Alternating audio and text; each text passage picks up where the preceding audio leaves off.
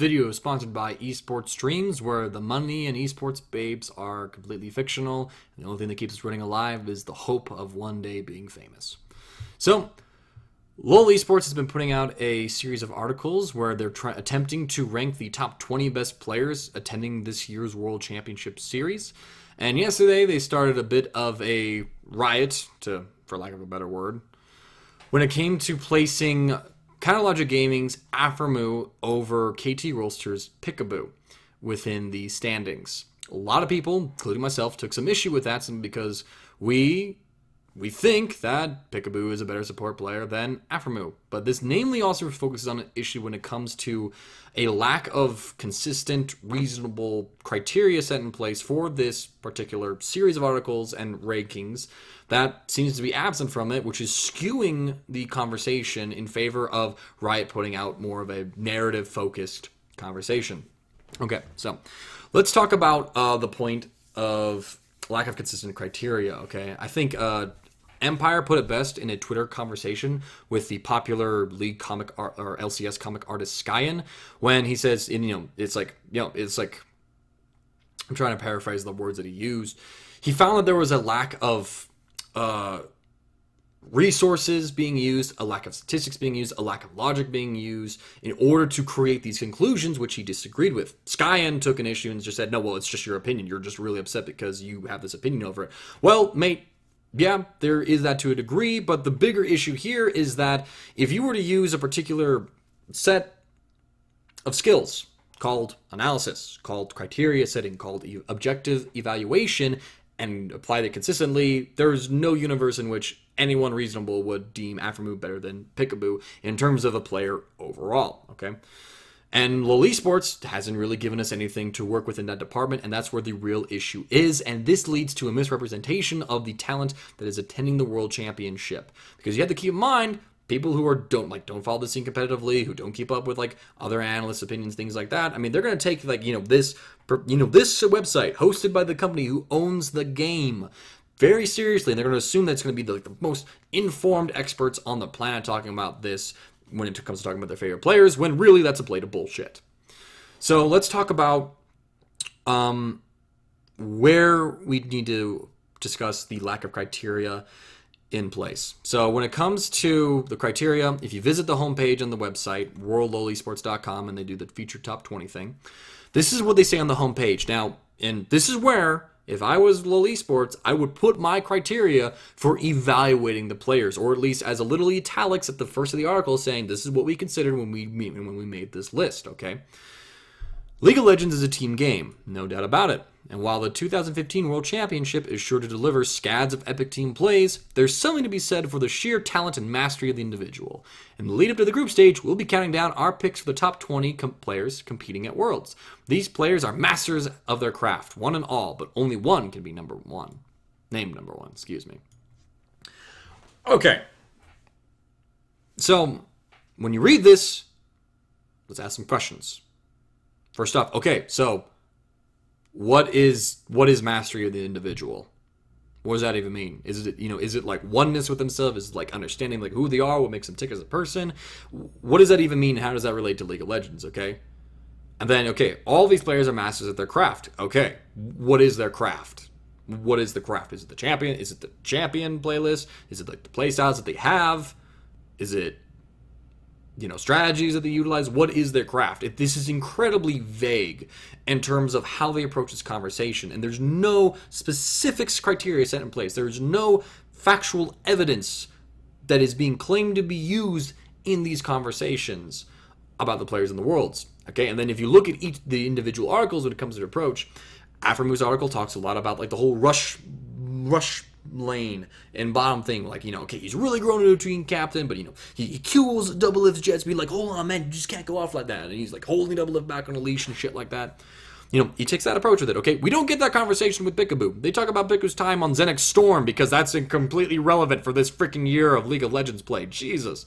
They talk about, his wrist injury and playing with KT, at all. They don't talk about Peekaboo coming on in and, suddenly making KT Rolster, a huge team within Korea, being a second-place team, most likely over the Ku Tigers. They've beaten them so far every time that they've met in the playoffs and the regional runs, so Well, actually, they didn't meet in the regional. Excuse me. They beat them in the. They beat them in the gauntlet up to the final in a rather close series. So, but I mean, they're contentious for that second or third place between the Goo Tigers at the very least, based on that game alone. They don't talk about the fact that, KT was struggling when they had Fixer on the team. The Peekaboo comes in, and boom, it's just something like, it was like a miracle monster move. It made everything work, and suddenly they're just like, it worked well enough where Monte Cristo, premier analyst for the Korean scene and for League of Legends in general, thought that they were going to win over SKT the Telecom. Yeah, I go for you, mate. Thorn loves a flop. It's hilarious. It's hilarious, those two. They don't talk about those things. They don't talk about, it's like, okay, they talked a lot about Double Lift and Afromu. Why didn't they talk a whole lot about Arrow and Peekaboo? That they're taking different approaches with these things, and that's completely unfair to the conversation. And then there's no statistical evidence that they use. It's like, oh, they got this much KDA, they played this much champions. There's nothing in there. It's just a bunch of narrative and storylines, and that's just completely. That's great for a narrative piece. That's great for a hype piece around the players. But when it comes to ranking, it's completely fallacious, okay? Because while you can have a difference of opinion of who you like more, whose personality you like, why you like this player a whole lot more, when it comes to evaluating a player, you have to be objective. You have to play in the world of facts. Now, where your opinion exists within that realm of fact, okay, based on what criteria you have preference over, or if you include some or exclude some, okay? Now, a reasonable discussion when it comes to a player ranking should be like this. I have this criteria in place to evaluate a player. I evaluate these players. I use the criteria for all these players. I hold the criteria that I have at the same standard for those players. And I'll get into, I'll break that down in just a moment for you. Then I present the list to you. And then a person can say, okay, I see how you came to that conclusion based on your list, based on how you use that list of criteria. Now I understand that. Now, my personal way of doing it is like this. Now, I have maybe they have a couple different criteria that they consider that the other person didn't think of. Maybe they have ignored some of the criteria the other person used, okay? Maybe they held some of that criteria in value over others. And then they come out with a slightly different list, but perhaps similar because, some of that there's going to be some overlap within that. Okay, that's all fine and dandy. That's how it's supposed to go. But there isn't that list to criticize. There is no explanation for how these reasonings came about. And we've gotten glimpses into how really ill-informed it is. If you go onto the Reddit post, I'm going to find a link for it actually for you guys. Riot Miri goes to defend because people basically start attacking him, as well as Lolesports for, having this rather radical claim of Afromu being better than Peekaboo. And then this is what Miri said when it came to why he favored Afromu over Peekaboo. Now, he said they're both great at their positions, they both do these things, but where Afromu really breaks away from it, I'm paraphrasing by the way right now, so I'm not actually quoting it, but this is generally what he said. Afromu makes epic level engages. I don't even know if he used the word epic. He makes the engages for his team, and that's why he's better than Peekaboo. Okay, so Afromu and he also states this. He does state this. Something that Peekaboo doesn't do, that Afromu does. Afromu makes engages for his team. Peekaboo doesn't. All right. Okay, so first off. Let's just look at Peekaboo's champions that he's played in the 2015 season, summer, and the playoffs. All right, let's look at this. Okay, so I see Alistar, I see Annie, I see Leona. All right. That's three pretty hard engaged champions. Think about how they play. Alistar, you double, it's all about isolating a target. You can flash pulverize, kick someone back. You can pulverize headbutt to stun the enemies. Your team can follow up. Alistar engages. Annie, it's all about that flash tivers, yo. Yeah, she's engages. She's got that stun. It's all about, all right, drop it down, son.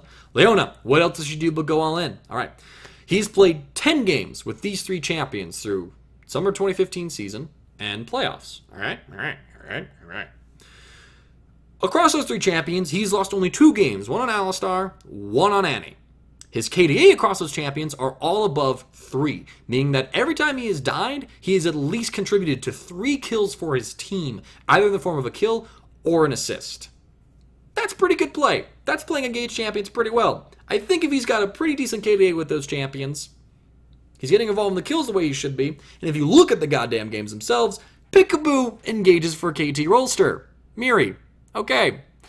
This really shows that he's supposed to be one of the, writers for Lolesports. In fact, he's supposed to be the main editor for the site. And he doesn't even know something as basic that Piccolo actually makes engages for KT Rolster. That guy is heading these conversations, and he's facilitating the discussion about who the best player is. And he's so ill-informed on the topic, and that's what's really frustrating. Now, I'm going to stop on the like attacks on Miri right here because okay, there's going too far with it, okay? I'm not going to attack his personality. I'm not going to attack his character. I'm not going to say he's a bad guy. I'm just saying that for this particular discussion, he's not informed on the subject, and he's more than welcome to get informed on it. He's more than welcome to go look at the VODs. I mean, I'm pulling up these statistics on Lolesportspedia.com. Shoutouts to you, River.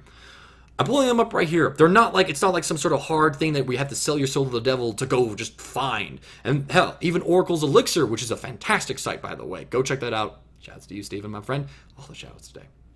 There's plenty of statistics to pull from and to look at and to really kind of like build up ways and use those statistics correctly to create the arguments for it. And none of these are being utilized. None of these opinions are being, okay, not none of these opinions. This particular discussion is ill-informed when it comes to Peekaboo. It frankly is. And it's just like disgusting that this is what the site that is run by the company who owns the video game, who owns most of the competitive scenes, is putting out. That it's so ill-informed, that it's so poorly staffed, structured, whatever, that this is the content that's being produced by it. That's what we find infuriating, okay? Now, if they had a list of criteria, if that was an informed list of criteria, okay? If Riot Miri, had a different reason, if he was aware that Peekaboo had these engaged champions and that he could play this engaged role for KT Rolster incredibly well, and then, but for some other reason he still held Aphromoo above that in his personal list, okay, then we can respect that. But he doesn't even, understand the entire picture. He's ill-informed. He's misinformed. Okay, that invalidates his opinion because he's not playing with all the facts. He's not objectively evaluating all the players in the same way. So, let's take a step back from this moment and then kind of present how to create an actual criteria list when it comes to ranking players. Because again, when it comes to ranking, you have to play in the world of facts. How you use the information can flex within your opinion, but this is not a matter of your opinion. This is a matter of what the statistics say, what the performance level says, and then what do you value more? All right, that's where the flexibility is where you place the value. It's not what you utilize. Well, I guess to some degree it is. Okay, so you have to consider what the players do in the game. All right. Okay. We can't consider outside factors. Okay. Nobody gives a shit about their music taste and how that affects their League of Legends performance. Okay. No one cares if they're a good bowler or if they're a good family friend, good family man. Nobody gives a crap. It's about their performance in the game. Okay. Gotta address that first. So, a couple things that we can look at for evaluating a player. How good of a teammate they are, right? This is about as close to discussing and including a player's personality as one can get in these lists. Because how well you talk to your teammates, synergize with them, how well you keep your head stable within them. Are you negative when something gets behind a kill? Okay, because if you're ADC, if you're a support, your AD carry dies in lane as you're going for a roam to place vision down, you just go, well, that's the game then. That's the game then. I'm just going to be done. Then yeah, you're not going to go far with that one. But if you keep your head and say, all right, that's fine. Here's the plan for how to come back from that. Here's what we'll set up for it. And that's good. Are you loud? Not necessarily loud. Do you communicate with the team? Do you, how well do you tilt? It's how good of a teammate you are. That's something totally acceptable to include as a criteria. All right. 1, teammate. How good of a teammate you are. 2, champion pool. All right. So how many champions can you play at a professional level? All right. It's not just how many you can just randomly lock in. If you're complete crap face on one and you can do nothing else but feed on it, you probably should consider that champion in your champion pool. All right. So how many champions can you play well, all right?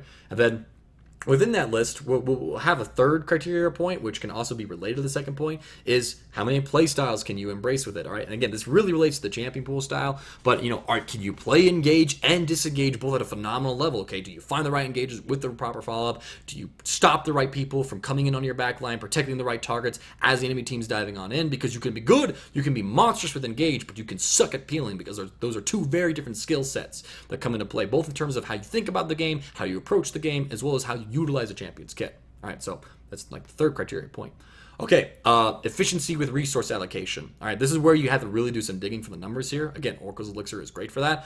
But if for every % of gold your team invests in you, you put out 1% damage to the enemy team, I think that's okay. I think that's pretty good, especially based on champion pool. For a carry role whose purpose is to do damage, I think that's totally acceptable. If the team invests 25% of their gold into you, but you do 30% of their damage, then that's great. Then there's a 5% increase in how much they're investing into you and how much you're actually outputting for your team as a whole. That's fairly good as well. All right.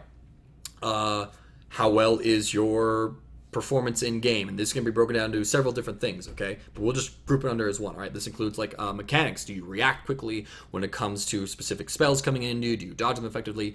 positioning, all right? Are you approaching a team fight correctly? Are you grouping properly within your team for your role, playing these champions out correctly, all right? So there's performance in game, all right? And then where is that performance strongest, okay? Are you a monster in lane? Do you just like contest really well? Do you just win these trades, force the enemy back, you can create advantage for yourself, or do you play more passively to get bullied in on that, okay? But, you can survive that, though, and then you really shine in the mid game, okay? This is where you can have, like, comparisons come on in, and that's when you compare those styles, where you can then say, okay, who would beat who, but that's not really the purpose of a rankings list when it comes to players. Okay, so that's like about 5, all right? And like those can be broken down in several different ways, all right? What else is there? I think this is an important criteria, like in and of itself, like your relative competition, okay? It's easy, mate, to look good when you're playing amongst a bunch of shitters, which I'm just going to say right now, that's pretty much been NA this season. Peekaboo, on the other hand, he's been playing in Korea. That's been a fairly competitive region, aside from the gap between SKT and the rest of them. And I mean, he's got some pretty good competition outside of that team. Gorilla, in particular, is a phenomenal support player. Really great at disengaging for his team. He's just, he's a really good player, and I think there's some discussion we have between, like comparing him, Peekaboo, and Gorilla. But I think Peekaboo still wins out in that argument. All right. Wolf, he's done a very good job with the SKT as well. Even if he is the weak point of the team, he still does what he needs to do for the team, and he does fulfill his role better, and he's improved overall in terms of, playing under pressure, things like that. So, I mean, there you go. Who else is in Korea as a support player? I'm trying to go through all the rosters right now, and it's just like, there's Mad Life, who's kind of slumped off, but he has his moments of brilliance, really. Moments of it, fleeting moments of it. But I mean, he brought Braum into the meta. Well, Braum kind of came on in. He was the first player to really start using Braum. Has been one of his better champions, and so there is that to consider in that. I mean, again, but I mean, you get some pretty respectable names in there. Aframu's competition. Lustboy, he's been slumping like fairly bad, along with the rest of Team Solo Mid in there. Okay, you really have just Adrian of Tip. I mean, he was played fairly phenomenal throughout like the split. That's like a lot of people's opinions. Aside from that, I mean, who else you got? You got Lemonation, who just is like okay. He valued Karma for some reason in the regional qualifiers. You have X-Special. I mean, it's like at the time, X-Special was like undoubtedly the best support player in NA, but X-Special had a really poor season this split. So, I mean, Aframu probably takes that cake overall. Takes that cake. Okay, good. Overall, though, like, just the level of competition, as far as, like, just how the teams go, okay, like, Peekaboo's got to go up against, teams like the KOO Tigers with amazing mid and late game shot calling that gets them back even from an early deficit, and we saw that. That's why the final, or rather the semifinal between KOO Tigers and KT Rolster was so competitive, was the interplay of those two teams. You have, like, just SKT, monstrous, led by Faker himself. Praise be to God. Okay, that was random.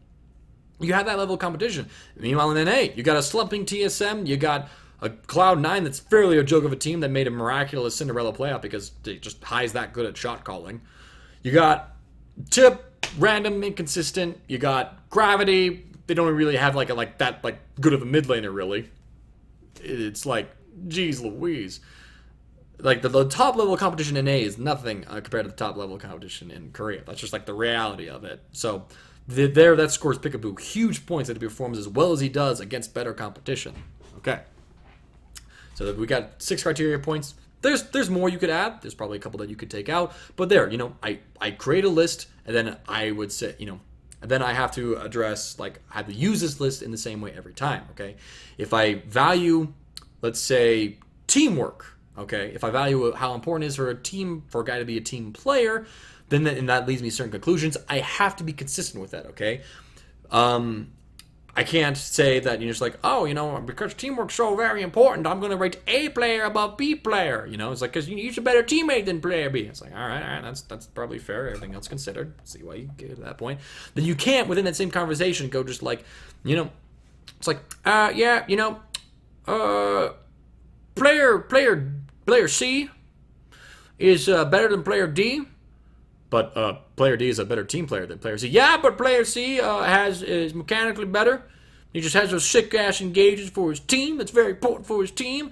But you rated A over B because A was a better team player than B. Oh, yeah, no, that's still true. No, you can't. You can't be inconsistent like that. No, you got to be teamwork. I mean, whatever you value within criteria, that has to remain consistent across when you apply it. That way it removes your... that way it does your best to remove your... inobjective, opinionated preferences and creates a close to objective factual list, as you possibly can. Now, again, there is going to be some interplay within these lists because there isn't just like a factual blah, blah, blah is the best because blah, blah, blah thing. Maybe except for the case of Faker, but that's like the greatest outlier ever. So that's like just weird to approach. Then you also have to... that awkward pause where you lose track of what you were talking about. You have to be consistent with those viewpoints when it comes to it and go down the list. And there will be some variety based on what you value, but not based on just like the, I like him more. You can't get away with that. And that's what it seems like Lolesports is doing based on the lack of reasoning that they're implementing, based on the sheer misconceptions that is being propagated by members of their own editorial staff. Can't get around that, mate. Sorry. And ultimately, that just leads us to have a good discussion about what makes a good list. Not necessarily like, and it doesn't come down to who makes it on the list, but what structure goes into building that list, of a structure of which Lolesports is really lacking. So that's all for this Mangekka's Musing, guys. I hope you guys enjoyed it. Hope I illuminated some of my thoughts on the discussion of how to go about ranking players, things like that. So thanks for tuning on in. Catch y'all later.